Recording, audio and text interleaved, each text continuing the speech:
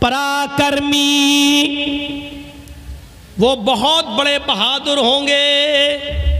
بہادر نبی کی بہادر امت آج کہاں ہے؟ آپ نے بھی آندولن کیا تھا نا سی اے اور این آر سی پر، لیکن دیکھ لو کیا ہوا. ایک ان کو دیکھ لو جو کسان لوگ کر رہے ہیں، دونوں آندولن. ہاں فرق اتنا ہے کہ جتنا ہنگامہ ابھی ہوا ہے، اتنا ہنگامہ اگر آپ لوگوں نے کیا ہوتا تو گولیاں چل گئی ہوتی. اور ہوا، فیروز آباد میں کتنی گولیاں چلیں، شاہین باغ میں کتنی گولیاں چلیں، دلی کے اندر کیا کیا ہوا، پورا فساد، وہ سب پلاننگ، منصوبے سب. لیکن آج بڑا پھونک پھونک کے قدم رکھا جا رہا ہے. ایسا نہ ہو یہ حالات. امتیاز تو بڑھتا جاتا ہے آپ کے ساتھ، ہمارے ساتھ امتیاز بڑھتا جاتا ہے، کیونکہ ہم لوگ میم مسلمان سے جڑے ہوئے ہیں، اس لیے ہمارے ساتھ یہ سلوک تو ہونا ہی ہے اور ہوتا ہے.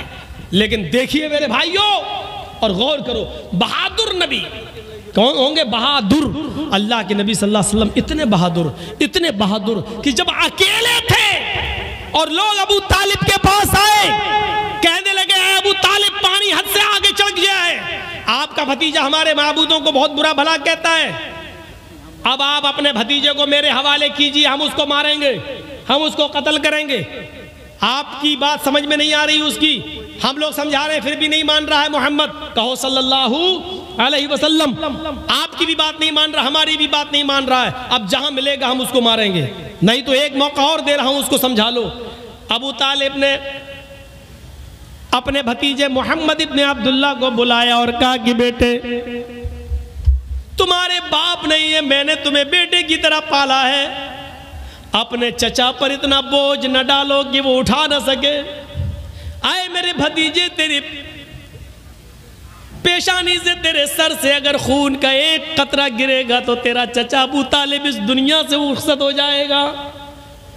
آئے میرے بھتیجے، آج یہ کافر لوگ پھر آئے تھے اور مجھ سے کہہ رہے تھے کہ آخری مرتبہ سمجھا لو، اور اگر نہیں مانتا ہے تو آپ ہٹ جاؤ، جہاں ملے گا ہم اس کو ماریں گے. اے میرے بھتیجے مان جاؤ، میرے اوپر اتنا بوجھ نہ ڈالو کہ میں اس کو برداشت نہ کر سکوں، چھوڑ دو ان کو ان کے حال پر. آپ کے ساتھ اس وقت کوئی نہیں تھا ابو بکر کے علاوہ اور آپ کی بیوی خدیجہ کے علاوہ. ذرا تصور کیجئے کہ اس وقت ابو طالب نے کیا یہ جملہ جب کہا تو اللہ کے نبی کی زبان سے جو جملہ نکلا اس کو سنو، جو آپ کی بہادری پر دلالت کرتا ہے. آئے چچا جان، آج کے بعد میں آپ کے اوپر بوجھ نہیں بنوں گا، آپ اپنے آپ کو مجھ سے الگ کرنا چاہتے ہیں تو کر لیجئے، لیکن آپ یہ چاہتے ہیں کہ میں اس دعوت کو دینا چھوڑ دوں جو اللہ نے میرے اوپر فرض کی ہے، جس کو پہنچانا مجھ پر میری ذمہ داری ہے. رہی ان کی بات، یہ کہتے ہیں کہ جہاں ملے گا تو ماریں گے. تو سنیے میرے چچا جان، اس ذات کی قسم جس کے قبضے میں میری جان ہے، یہ کافرین مکہ 9,30,00,000 میل کی بلندی پر جائیں اور سورج کو توڑ کر لائیں اور میرے دائیں ہاتھ پر لا کر رکھ دیں، اور 2,40,000 میل کی اونچائی پر جائیں اور چاند کو توڑ کر لائیں اور میرے بائیں ہاتھ پر لا کر رکھ دیں.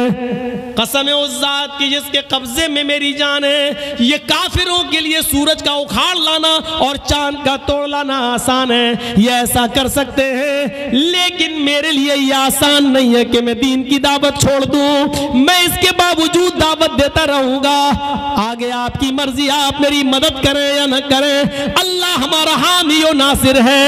یہ کہہ کر اللہ کے نبی صلی اللہ علیہ وسلم رو دیے اور آپ کی آنکھوں میں آنسو آ گئے. جب ابو طالب نے یہ جملے سنے، اپنے بھتیجے کی ہمت سنی اور یہ جملے سنے اور اپنے بھتیجے محمد رسول اللہ کی آنکھوں میں آنسو دے کے تو فوراً سینے سے لگایا اور فرمایا کہ میرے بیٹے، وہ بیٹا ہی کہتے تھے، اے میرے بیٹے جاؤ، تم اللہ کے دین کی طرف بلاتے ہو، توحید کی دعوت دیتے ہو، دیتے رہو، جب تک تمہارا چچا ابو طالب زندہ ہے دیکھتا ہوں کس کی ماں نے کس کو کتنا دودھ پلایا ہے جو تیری طرف نظر اٹھا کر بھی دیکھ سکے.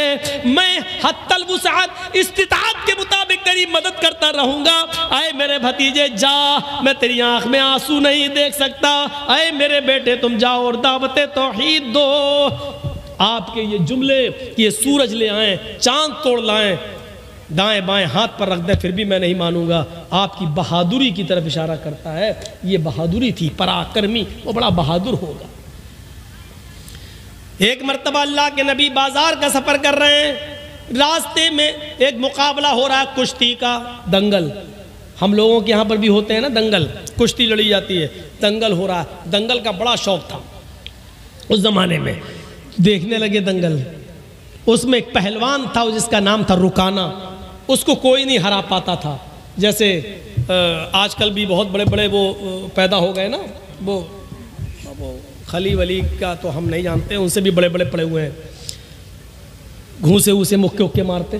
تو اس زمانے میں ایک بہت بڑا پہلوان تھا جس کا نام تھا رکانہ. وہ ہارتا ہی نہیں تھا کبھی.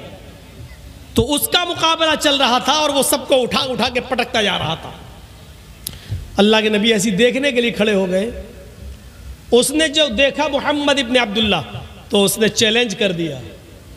اس نے ایسی کہا, اے محمد ادھر آؤ, آؤ تم بھی آ جاؤ, تمہیں بڑا بھروسہ ہے نا تمہارے اللہ پر, تو آؤ نا لڑ لو. آپ نے کہا رکانہ میں لڑنے نہیں آیا, میں دیکھنے آیا ہوں کہ یہ دنگل کیا ہے. اس نے مسکراتے ہوئے سب لوگوں کے سامنے چیخ کر کہا, اے محمد اگر تم مجھے اٹھا کر پٹک دو, اگر تم مجھے ہرا دو تو میں اسلام قبول کر لوں گا. جب کہا کہ آ جاؤ لڑ لو, تو آپ نے کہا نہیں میں لڑنے نہیں آیا. جب یہ کہا کہ اگر تم مجھے شکست دے دو گے, مجھے ہرا دو گے تو میں اسلام قبول کر لوں گا, تو آپ چلے گئے.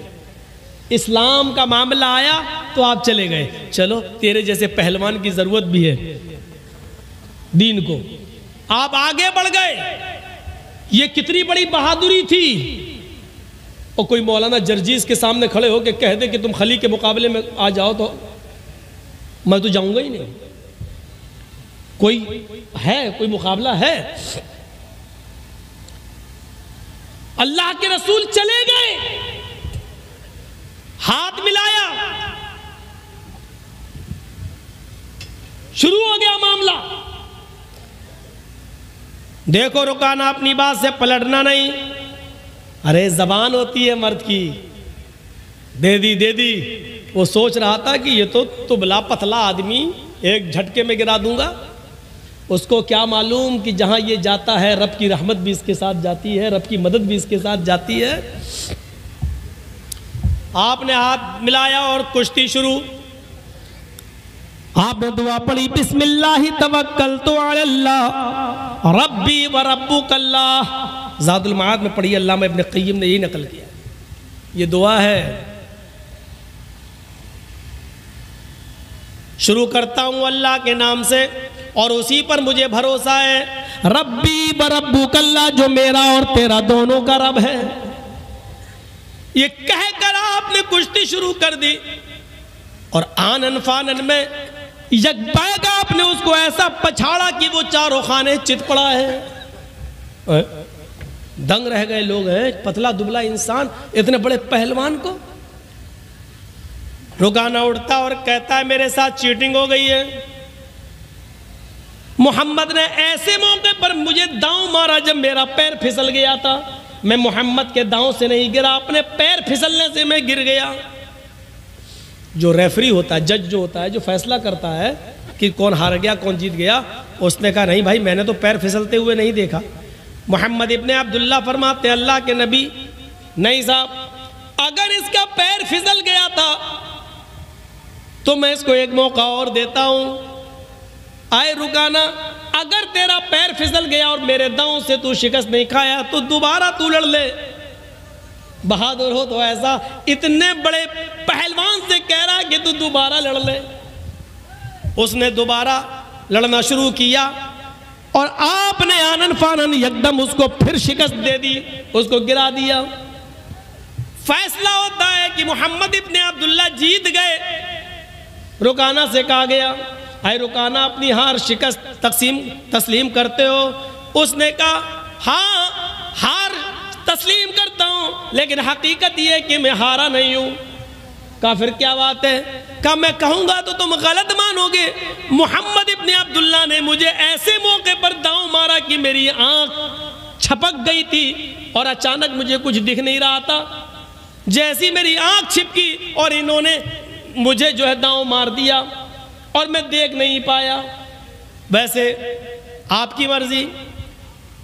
جج نے کہا نہیں، یہ کشتی تو محمد ابن عبداللہ جیت گئے، لیکن اللہ کے نبی صلی اللہ علیہ وسلم نے فرمایا آئے رکانا، اگر تیری آنکھ چھپک گئی تھی اور میرا داؤں اس وقت تیرے اوپر چلا تو ٹھیک ہے، اس کشتی کو بھی ریجیکٹ کر دیتے، تو تیسری بار لڑ لے۔ تیسری بار بھی ہم کشتی لڑ لیتے ہیں، لیکن یہ ہماری اور تمہارے درمیان آخری ہوگی۔ اس کے بعد آنکھ تمہاری چھپکے یا میری، پیر تمہارا پھسلے یا میرا، اس کو آخری مانا جائے گا اور یہی ہار جیت کا فیصلہ ہوگا۔ کہاں ٹھیک ہے۔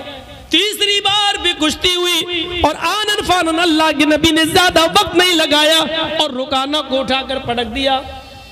رکانہ بھرے عام مجمع میں تسلیم کرتا، اب میں ہار گیا ہوں۔ ایوارڈ کے مستحق محمد ابن عبداللہ ہیں۔ ایوارڈ لایا جا رہا ہے۔ اس زمانے میں جو ٹرافی دی جاتی تھی جیتنے والے کو، چیمپئن کی، ڈسٹرکٹ چیمپئن کی، وہ ٹرافی بڑی اہمیت رکھتی تھی۔ وہ ٹرافی محمد ابن عبداللہ کو دی جا رہی ہے، لیجئے۔ اللہ کے نبی فرماتے ہیں آئے رکانہ، تم نے لوگوں کے درمیان یہ وعدہ کیا تھا کہ اگر تم مجھے اٹھا کر پٹک دو گے تو میں اسلام قبول کر لوں گا، مجھے اس ٹرافی کی ضرورت نہیں ہے۔ بھرے مجمع میں تم کلمہ پڑھو، اشہدو اللہ الہ الا اللہ و اشہدو ان محمدن عبدہ و رسولہ۔ اے رکانہ، تمہارا کلمہ پڑھ لینا ہی میرے لیے سب سے بڑا ایوارڈ ہوگا۔ رکانہ مسکرا کر کہتا ہے اے محمد، ٹرافی اٹھا اور چلتا بن، تو نے مجھے اتنا بڑا سچا کیسے سمجھ لیا تھا؟ ارے میں تو اب تک دھوکے ہی سے جیتتا آیا اور آج بھی دھوکے سے جیتنا چاہتا تھا، لیکن آپ کے آگے میری چلی نہیں ہے۔ میں پہلی مرتبہ آپ نے مجھے اٹھا کر شکست دی پٹکا اور میں نے کہا میرا پیر پھسل گیا تھا، قسم ہے مجھے اپنے لات و منات کی، میرا پیر نہیں پھسلا تھا، میں تو جھوٹ بولا تھا۔ اے محمد ابن عبداللہ، دوسری مرتبہ میری آنکھ چھپکی نہیں تھی، وہ بھی جھوٹ تھا، اور میں جانتا تھا کہ آپ تیسری بار لڑیں گے، لیکن تیسری بار میرے پاس کوئی بہانہ نہیں، کیونکہ آپ نے پہلے ہی کہہ دیا تھا کہ یہ ہار و جیت کی آخری شکل ہوگی۔ میں تو ہمیشہ جھوٹ بولتا آیا۔ آئے محمد، ٹرافی لے اور چل، آج میری چیمپئن کا ایوارڈ تو نے لے لیا ہے، لے جاؤ، اگلی سال پھر دیکھیں گے۔ پھر ٹرافی محمد ابن عبداللہ کو دی گئی۔ اللہ کے رسول نے اس ٹرافی کو اپنے ہاتھ میں لیا اور جیسے اس ٹرافی کو اپنے ہاتھ میں لیا فرمایا لوگو رک جاؤ، میں لڑنے نہیں آیا تھا، کشتی لڑنے کا میرا کوئی ارادہ نہیں تھا، یہ الگ بات ہے کہ میں نے رکانہ کو شکست دی، اب جیتا ہوا میں مانا جا رہا ہوں، لیکن لوگوں میں لڑنے نہیں آیا تھا۔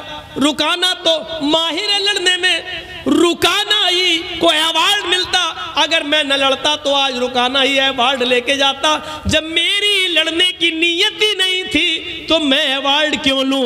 اس ایوارڈ کا اصلی حقدار رکانہ ہے، میں نہیں ہوں۔ اے رکانہ، تم اسلام نہیں لاتے ہو مت لاؤ، تم دین قبول نہیں کرتے ہو مت کرو، لیکن یہ ایوارڈ میں نہیں لوں گا کیونکہ میری لڑنے کی نیت نہیں تھی، اور میں نہیں لڑتا تو یقیناً یہ ایوارڈ تم ہی جیتتے، اب یہ ایوارڈ میں تمہیں دے رہا ہوں۔ جیسے اللہ کے نبی اس کے قریب گئے اور اس کے ہاتھوں میں ایوارڈ دیا، لو رکانہ اس ایوارڈ کا ہی بھوکا تھا، اس نے پکڑا اور محمد ابن عبداللہ کو آج اتنے قریب سے دیکھا، ایوارڈ دے رہے ہیں، اتنا بڑا اعزاز، اتنا بڑا ایوارڈ جو بادشاہ کی طرف سے دیا جائے، وہ ایوارڈ محمد ابن عبداللہ مجھے دے رہے ہیں اور کہہ رہے ہیں مجھے اس ایوارڈ کی ضرورت نہیں، اس کے حقدار تم ہو۔ رکانہ اس ایوارڈ کو پکڑتا ہے اور نبی کے چہرے کو دیکھتا ہے۔ آج اس نے قریب سے نبی کے چہرے کو دیکھا، چہرہ دیکھ کر ہی آئیڈیا لگا لیا یہ چہرہ کسی جھوٹے کا نہیں ہو سکتا ہے۔ محمد رسول اللہ کے چہرے کی چمک جس کو دیکھ کر کبھی جابر ابن سمرہ نے کہا تھا اے محمد، کبھی میں آسمان پر چمک چہرے کو دیکھتا ہوں تو کعبے کے رب کی قسم مجھے ایسا لگتا ہے کہ چاند آسمان پہ جو چمک رہا ہے اس کو حسن اور نور ملا ہے تو وہ آپ کے چہرے سے ملا ہے. آسمان پہ چمکنے والا چاند بھی آپ کے چہرے کی روشنی کا حقدار ہے, وہ بھی آپ کے چہرے سے روشنی لے کر گیا ہے. اس چہرے کو دیکھ کر کبھی حسان ابن ثابت نے کہا تھا وَأَحْسَنَ مِنْكَ لَمْ تَرَقَتْ عَيْنِي وَأَجْمَلَ مِنْكَ لَمْ تَلِدِ النِّسَاءُ. آج محمد ابن عبداللہ آپ کو دیکھتا ہوں تو ایسا لگتا ہے کہ وَأَحْسَنَ مِنْكَ لَمْ تَرَقَتْ عَيْنِي, میری آنکھوں نے آپ سے پہلے اتنا حسین چہرہ دیکھا ہی نہیں. وَأَجْمَلَ مِنْكَ لَمْ تَلِدِ النِّسَاءُ, اور دنیا کی کسی عورت نے آپ سے خوبصورت بچہ پیدا کیا ہی نہیں ہے. آپ حسین ہیں, جمیل ہیں, اس چہرے کو بار بار دیکھتا ہے رکانا, ایوارڈ پکڑتا ہے اور تھوڑی دیر کے بعد ایوارڈ اٹھا کر زمین پر پٹک دیتا ہے اور کہتا ہے محمد مجھے اس ایوارڈ کی نہیں, اسی ایوارڈ کی ضرورت ہے جو آپ دنیا کو دیتے ہیں. وَأَشْهَدُ أَن لَا إِلَٰهَ إِلَّا اللَّهُ وَأَشْهَدُ أَنَّ مُحَمَّدًا عَبْدُهُ وَرَسُولُهُ. یہ کلمہ پڑھتا ہے رکانا اور اسلام قبول کر لیتا ہے. معاف کیجئے گا میرے بھائیوں, علامہ ابن قیم نے زاد المعاد میں لکھا ہے کہ رکانا اسلام لے آیا, لیکن مولانا ابو الکلام آزاد نے لکھا وہ اسلام سے متاثر ہوا ہے لیکن اسلام اس نے قبول نہیں کیا تھا. لیکن میں نے جو حوالہ آپ کو دیا ہے وہ زاد المعاد کا دیا ہے ابن قیم کا, کہ انہوں نے کلمہ پڑھ لیا اور اسلام کے دائرے میں داخل ہو گئے. اللہ کے رسول صلی اللہ علیہ وسلم کا یہ اخلاق دیکھ کر بہادری دکھانا مقصد تھا مجھے کہ آپ اتنے بڑے پہلوان کے سامنے کھڑے ہو گئے. یہ اس بہادر نبی کی قوم ہے جو آج بزدلی کا شکار ہوتی ہے اور بہت جلدی مایوس ہو جاتی ہے, بہت جلدی مایوس ہو جاتی ہے. اس کو فیصلے کرنا نہیں آتا ہے, یہ قوم متحد نہیں ہوتی ہے. میرے بھائیوں کتنے 20 سال سے جلسوں میں آ رہا ہوں آپ کے آس پاس کے علاقوں میں, اور بار بار کہہ رہا ہوں کہ مسلمانوں اپنی طاقت کو پہچانو, بار بار کہہ رہا ہوں کہ سنو تم اس ملک کے پردھان منتری نہیں بن سکتے, یہ فیکٹ ہے. یا سسٹم ایسا بنا دیا گیا ہے کہ تم راجہ نہیں بن سکتے, تم وزیر اعظم نہیں بن سکتے اس ملک کے, لیکن اگر تم ایک ہو جاؤ, اگر تم متحد ہو جاؤ